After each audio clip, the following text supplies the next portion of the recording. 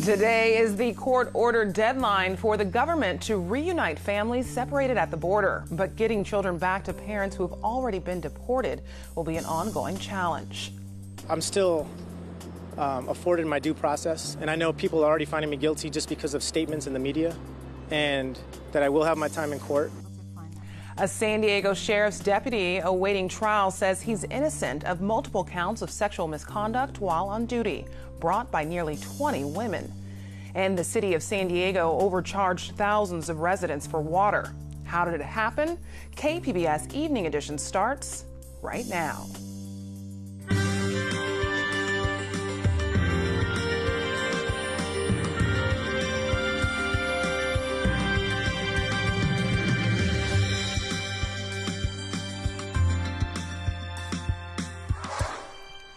Good evening and thanks for joining us. I'm Ebone Monet. The government says it's on track to reunify all eligible immigrant parents with their children tonight. But for hundreds of parents removed from the U.S. without their children, that won't be happening. KPBS immigration reporter Jean Guerrero has details.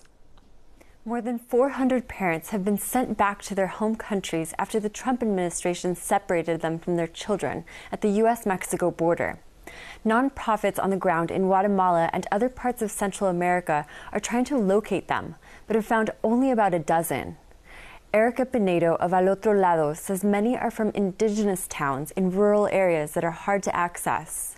She says some never went back home. Many people obviously had been seeking asylum because they faced danger in the places that they came from, and so they're not going to go back home. So they are living with relatives in another part of the country, or maybe even have started to make their way back through Mexico, back to the U.S. border to try to get their children back. Pinedo says the Women's Refugee Commission and other groups are helping with the search efforts. Jean Guerrero, KPBS News. For the first time, we're hearing from a San Diego County Sheriff's deputy accused of fondling and groping 13 women.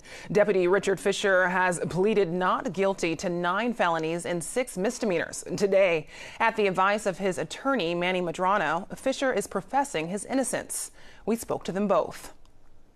I'm still afforded my due process, and I know people are already finding me guilty just because of statements in the media, and that I will have my time in court, and I'm here to say that I am innocent, and to just people to remember that and to give me that chance that I deserve to have in court, just like everyone else does. We have already embarked on our own criminal investigation and have begun to unearth ammunition to question the credibility of all these alleged victims. And that ammunition will be brought out on cross-examination of these witnesses when they have to step into a courtroom under penalty of perjury and repeat these baseless allegations. Last year, KPBS investigative reporter Amita Sharma interviewed 4 of Fisher's accusers. The women described allegations of sexual misconduct. The San Diego Union Tribune reports in all, 19 women have come forward. Fisher faces up to 14 years in prison. UC San Diego is upgrading its on-campus sports arena. KPBS reporter Matt Hoffman says the renovations come as the school is prepping for NCAA Division I sports. We're standing in the REMAC Arena. We're in the process of renovating it for the upcoming fall season. New seats, skyboxes, and a big screen TV are all part of a Division I makeover for UC San Diego. The university is hoping to increase student and alumni interest in sports. That area up there is a reception and production studio place, so we'll be having a lot of functions up there with alumni and others. So between the new facility, the scoreboard, the reception area, alumni will be looking forward to come to UC San Diego basketball and volleyball contest. Work got started here in June, and engineers hope to have renovations done by the start of the Tritons volleyball season in September. The arena upgrades are being led by a former UCSD student and athlete. And this is a dream job for me, going to school here, studying structural engineering, graduating in 2009, being able to come back and build the new facelift for the arena that I got to play in.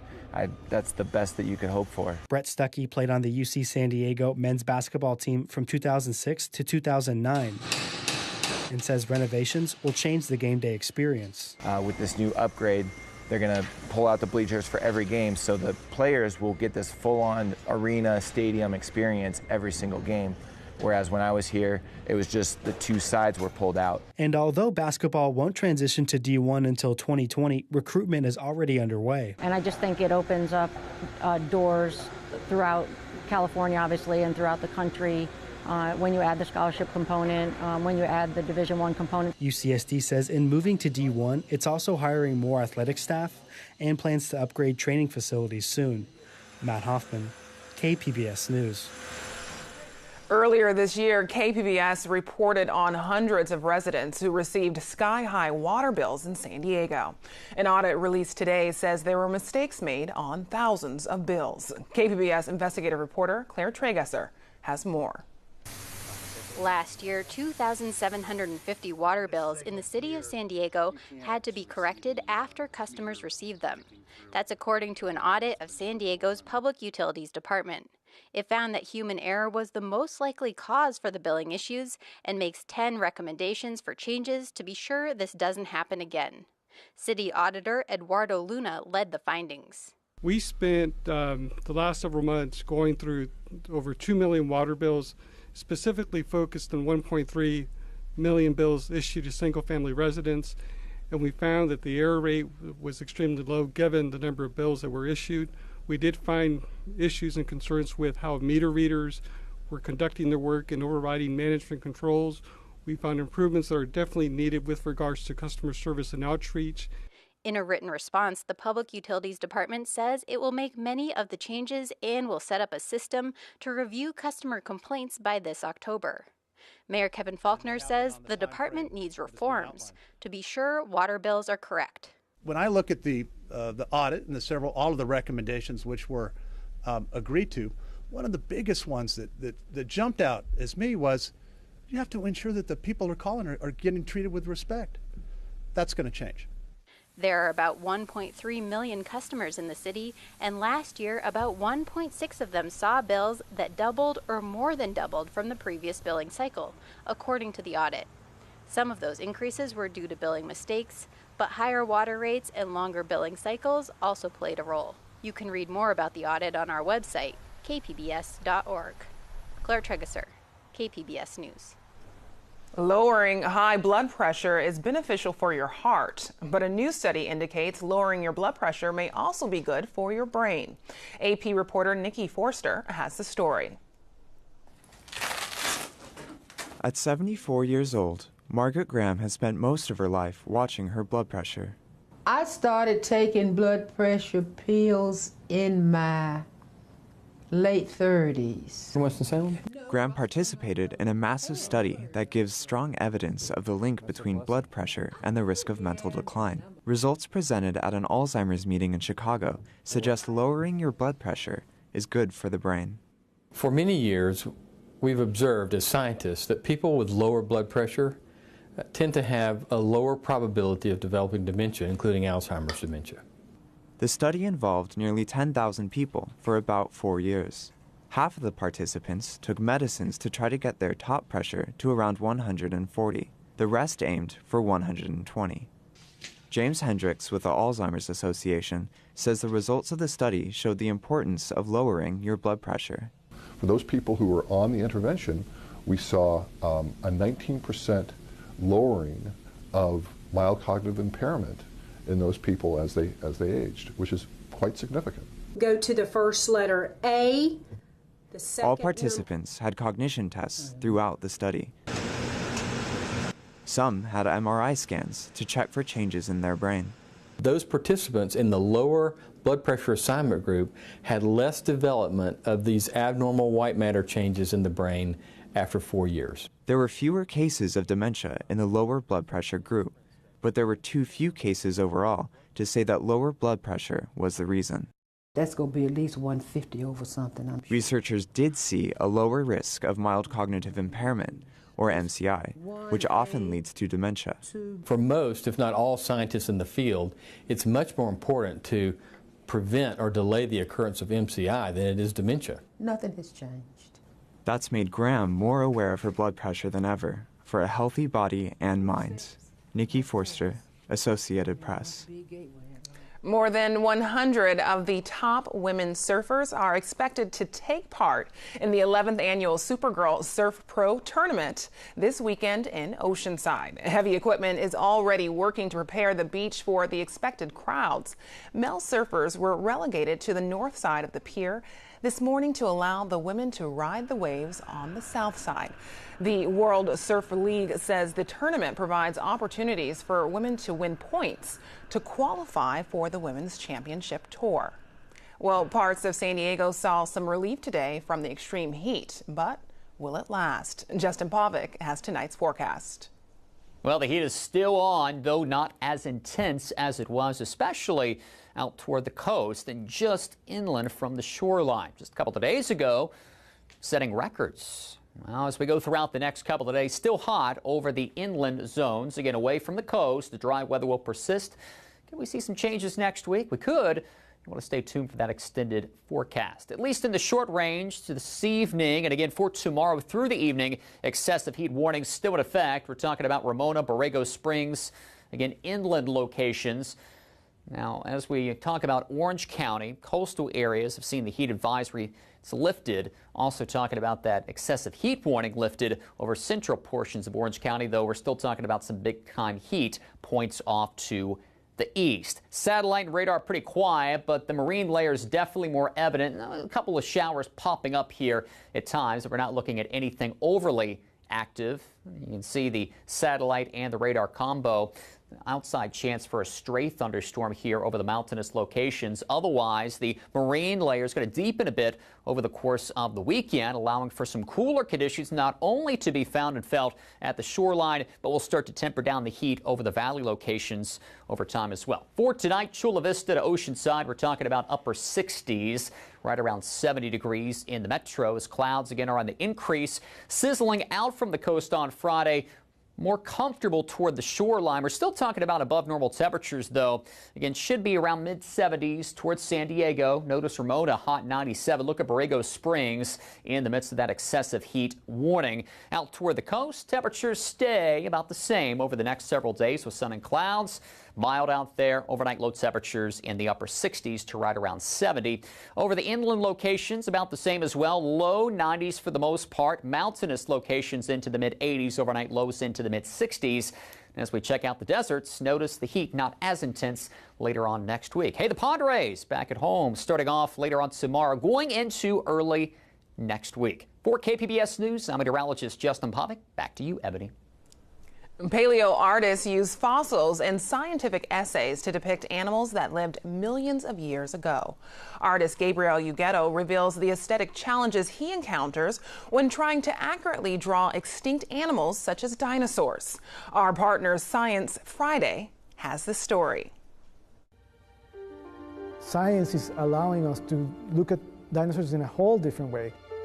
We know now what coloration they could have had. We know a lot more about the way they were related to each other. Every year, so many new species get discovered and described. So there is a huge amount of work to be depicted in illustration right now. Many times I finished an illustration and I said, wow, this animal is amazing.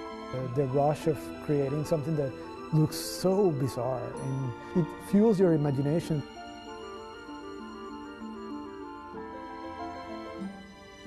My name is Gabriel Ugueto, and I am a paleo artist and scientific illustrator. Paleo art is the artistic representation of animals that are not alive today. So as a paleo artist, I end up illustrating dinosaurs, of course, extinct mammals, also marine reptiles, basically anything that was alive a long, long time ago. Paleo art works as a way to showcase the current evidence from paleontologists, from people that study any other extinct animal behavior. So for me, accuracy, based on what we know, is one of the most important things I can showcase in my work. Growing in Venezuela, you are exposed to a lot of, different animals. I was obsessed with a field guide of birds of Venezuela. That was a big inspiration of me, and I used to look at it and say, one day I'm going to do a guide but of reptiles and amphibians, which was my main love. I worked for a long time as a herpetologist, But I studied graphic design and illustration, and that's what I felt I needed to be.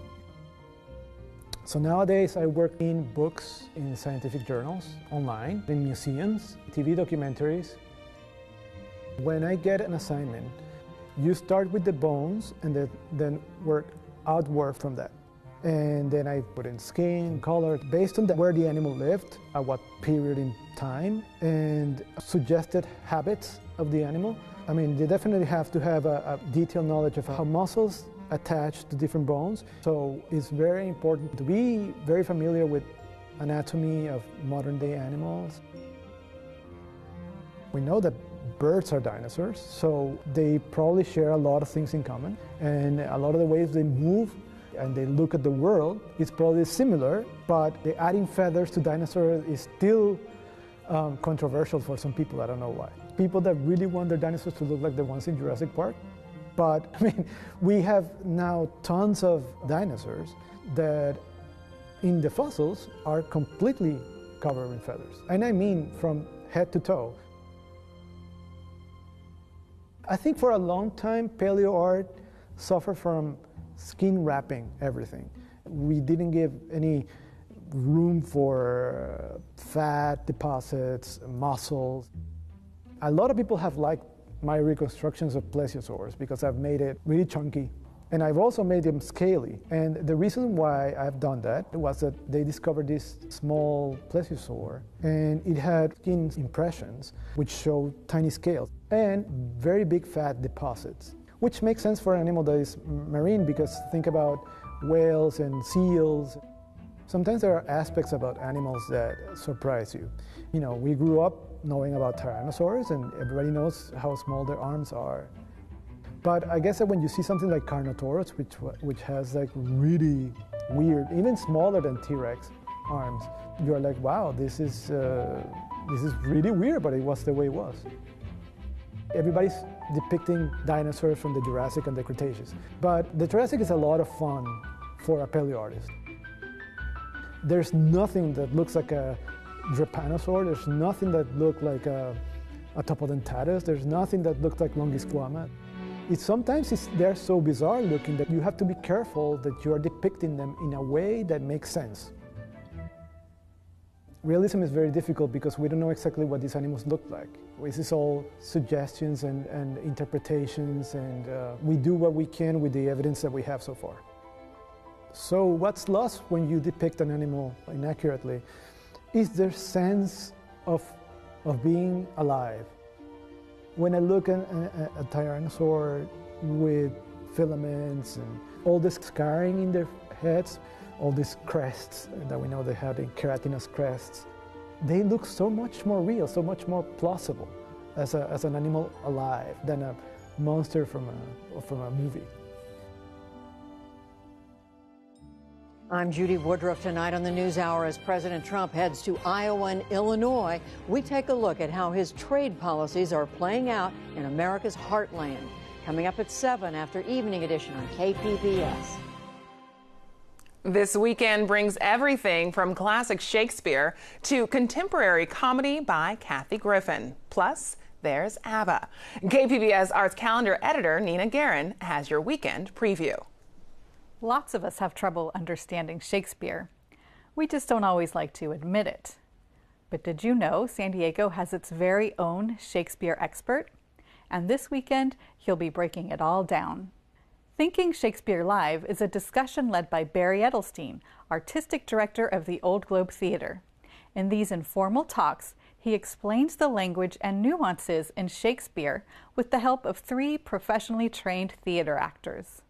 The Old Globe is getting ready to stage Much Ado About Nothing, a comedy filled with witty wordplay and romantic poetry. So this is the perfect event to get ready for the summer's final Shakespeare show. When it comes to music, this is definitely the summer of ABBA. Moonlight Amphitheater just closed its version of Mamma Mia. The movie sequel was just released, and this weekend, the San Diego Gay Men's Chorus presents a concert of ABBA's greatest hits. You'll see 200 singers, dancers, and musicians perform classics like Dancing Queen under a glittering disco ball. As always, there will be costumes, choreography, and plenty of surprises. Finally, comedian Kathy Griffin returns to San Diego for her Laugh Your Head Off World Tour. This show deals with the aftermath of Griffin's infamous photo shoot, where she posed with a bloody head that looked like Donald Trump. The photo became a scandal, and the comedian lost gigs and some fans. For the 2-hour-plus show, she'll explain what happened after that photo. And you'll also hear her trademark celebrity gossip, this time about her new neighbors, Kanye West and Kim Kardashian. For KPBS Arts, I'm Nina Guerin. Stay up to date on the San Diego arts scene with the KPBS Arts Calendar and our arts newsletter. Sign up at kpbs.org/newsletter. A Seattle choreographer is opening minds and challenging stereotypes. From KCTS TV, producer Layla Cosme shows us how she's redefining what it means to be a dancer.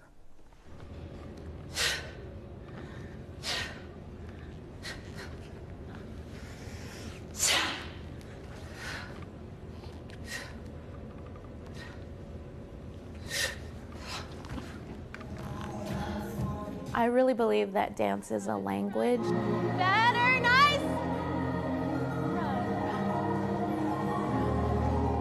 Whatever that moment was that where you felt like the world was coming down on you, like you were going to be taken down, really pull out of that, right? Refuse to be taken down. What I want to do as a teacher is to empower students to feel comfortable as themselves, to be able to step into a space and be like, this is who I am, and my voice matters. 2, 3, 4, 5, 6, hop, drop. I'm Alicia Mulliken. I'm a Chicana choreographer, dancer, and teaching artist in Seattle. I think it's really important to show representation and to show the voices that aren't always heard or aren't always seen here, specifically in dance. The idea about what a dancer is or looks like has not shifted much in a long time. Randy, if that feels better. I'm not the stereotypical dancer size body. I'm not tall, long, thin, blonde hair, blue eyes. I was told many times, like, you're wasting your time, you don't look like a dancer, maybe this isn't the place for you. I would try to appease them and say, well, I'm going to be a choreographer, so I'll be behind the scenes, and I would hear things like, well, no one's going to let you choreograph on them when you look like that. And those are some pretty deep wounds that still affect me, and still, like, when I enter a rehearsal process, I still hear those voices. So let Cheryl kind of press through and you can sort of react to that. After college, I kind of started to reevaluate what is it that I really want to see in dance.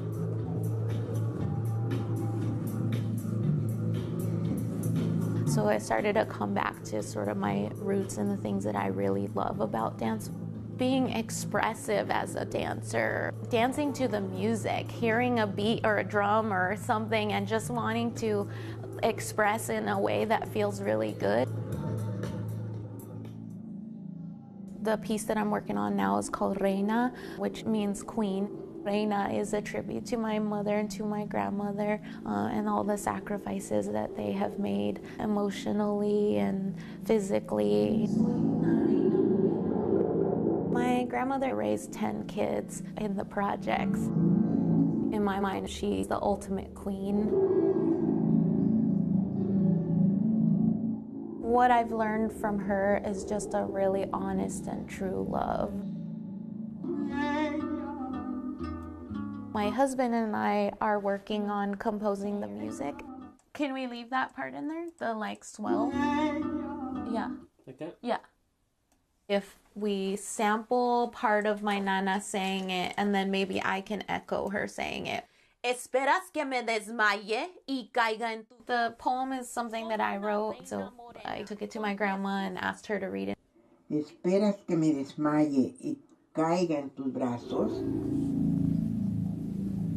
People aren't sure how to categorize my work a lot of times. It references culture, but it's not a cultural dance.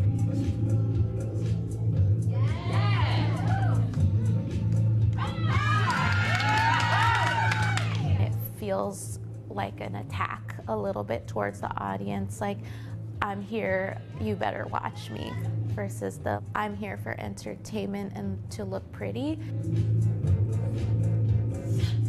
It's like I have a story to tell and you're sitting in that seat, so I'm gonna tell it.